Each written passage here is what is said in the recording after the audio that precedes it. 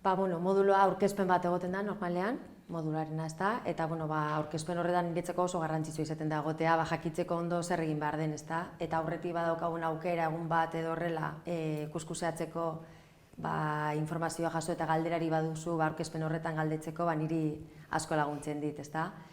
Eta gero nik datak jartzen ditut ondo apuntatutan noizko eta zer den, eta gero egunero bai saiatzen naiz irakurketak, edukiak ikusi eta lehen lanak noizko diren hasten naiz egiten. Izan alda hausnarketa bat, izan alda talde lan bat, orduen taldeak osatu behar dira, eta pizka bat hori ondo kontemplatu, eta gero aldudan badut egunero sartzen naiz, noiz, umeako era doazenean.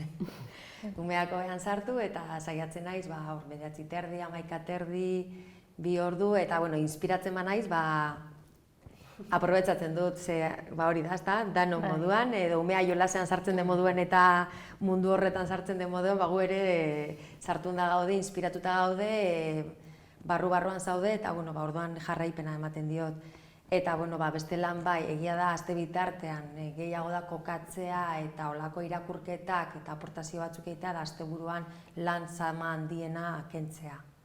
Hori da. Eta talde lanak, naiz eta gure antolaketa izan, umeako gradua zenean, taldeak alduenean, eta orduan bakoitzak pizka bat eman behar izaten dugu, eta izan mitzaioak normalean, gure artean, eta umeak eta zenarra eta beste gauzak aldanik eta puzle egokiena egin.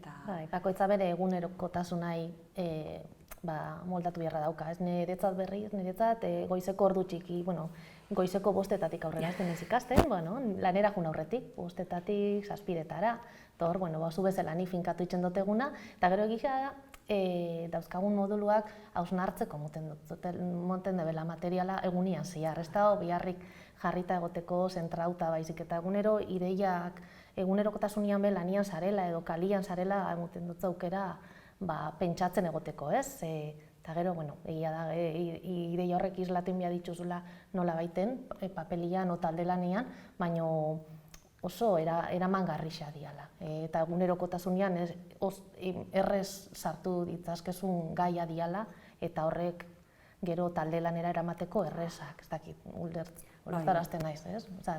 Egunerokotasunean, azkenen hori esan dizuna, ez? Hausnarketan egia esan, iarte bestela, lehenengo bilerara, klase presentzialea gehienetan juten naizan, azkenean ematen dute ez, modularen nondik norakoa, irakaslea ezagutu eta dana partekatu, eta gero ni hartzen ditut tarte txikiak, ez, goizian, kafe bat hartzen nahola, hoia sartu baino lehen inspirazioa etortze zait eta mobila hartzen dut eta idazten dut, eta gero hori iartetan ere bezala azkenean datak ere jartzea garrantzitsua irutze zait, jakiteko ez, biharko lan bada, baina hemendik bi asteako bestia da, orduan kokatzeko, eta berdina irakurgaiak, pixkate kokatzea modelean, eta hoxen, egia esan. Bai, ni ere saiatzen naiz moduluan aurkezpenean, eta gero igual 15 egunetik behin ere presentziala izaten da, saio presentziala, baina eskertzen dute saio presentziala horiek grabatu iten dizkigute, orduan edozein zalantza suertantzen zaigula berrikusi dezakegu, edo etortzerik ez badegu izan, ikusi dezakegu grabaketa, eta hori eskertzen da.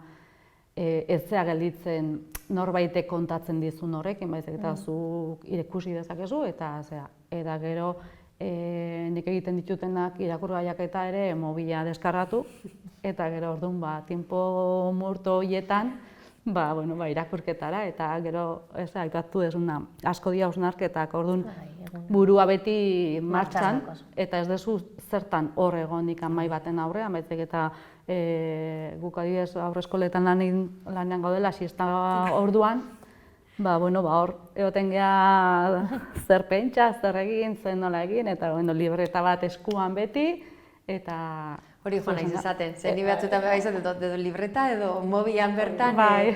Ideia hau, ideia esperona da. Audioak grabatzea. Edo ideia audio ona graba da. edo, bai. Bai. Eta horrek kaptetan.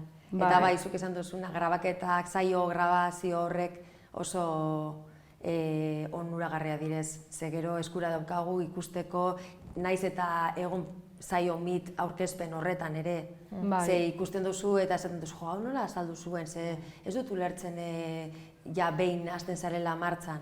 Eta aukera daukazu ikusteko eta ja ondo, eta bestelan zalantzari badaukagu badakigu beti hor ondoan itzalean ditugula irakasleak, eta edozer gauza eta erantzuten dizute. Eta normalen edozein ordutan idatzi eta hortikan edo urrungeguna edo beti zalantza argituta, edo zer gauza berriro idatzi. Eta azkenean, aurrezkuntza ikasten gaudenok hori da, ezta? Babestuak, sentitu behar gara, empatikoak izan behar dira, eta niretzako gure irakasleak eredu dira horretan. Eta guk ikasten gauden honetan, hori aportatzen digute, niretzako behintzat, Eta ez da peloteo, Osea, baina berretan horren dela. Eta ikusten duzu batzuetan egiten dituzula lan batzuk, eta zuretzako zitu, hau, super ondo. Eta esaten duzu, oso ondo. Baina, eta punto hau edo galderaren bat hor, ez dakizu, gehiago hurrengoko emateko, eta esaten duzu, osea, eskatzen dit, neurtzen dit, ezagutzen dit, eta online izan arren hurbil sentitzen ditu, nire ustez. Bai. Eta nire kasuna adibidez, leirekin hasi nintzen, gero leire bigarren mailan modulo gehiago dazka, hirugarren mailakoak bai, baina egia esan nerea edo beste lagunak, lagunak. Edo zer zalantza, nerea, leire, hemen nola zabiltzatea, Nikola egin eta, eta egia esan egoera berdina. Gertutasuna eta irakasleekin ere berdin, zuk esan dezuna.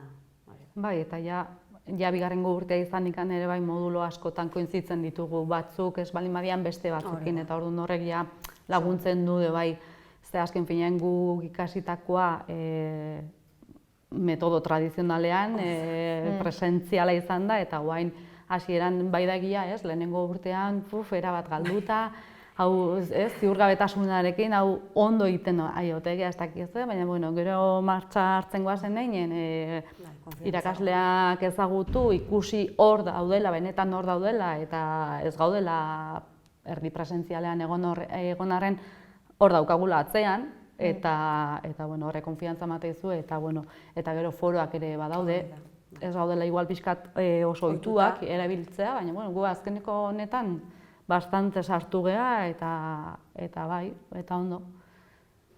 Eta taldeko babesa ere, irakasleana eta taldeko babesa. Gure antzera dagoen jende asko, azkenian bidian topagu gano, eta egoera berdinean garela, eta elkarren laguntza eta laguntze hori beba dagoela. Bai, azkenean helburu berdina eokita, elkar lagunduz, azkenen ez da kompetitibitatea edo kompetizio bat, edo bakoitzak berea egin behar du, baina elkar lagundu dezakegu eta hori eskertzen da.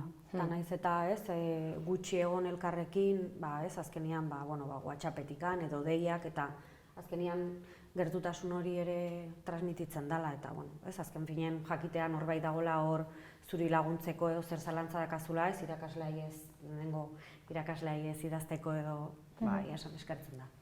Bai, eta guk behintzat, azkeneko moduloetan, mit bilerak eta gero eta sarrigo eta arrexago inditugu. Igual hasieran kostatzen zitzaigun edo pereza edo ez dakit, WhatsAppa igual errexagola, baina azkenekotan zortzitan iten dugu mita eta hitz egiten dugu gure egoerataz, gure lana nola di joan, kezkak ez dakit zer, eta gero juten gehan... Barneratu egin dugu, komunikatzeko era hori, mit bitartez, dun bitartez, hori nolabait gure egunerokotasunean sartu da, hola? Bai, eta azkenean da presentziala lotzen dion zerbait, hori da, gustora. Bai.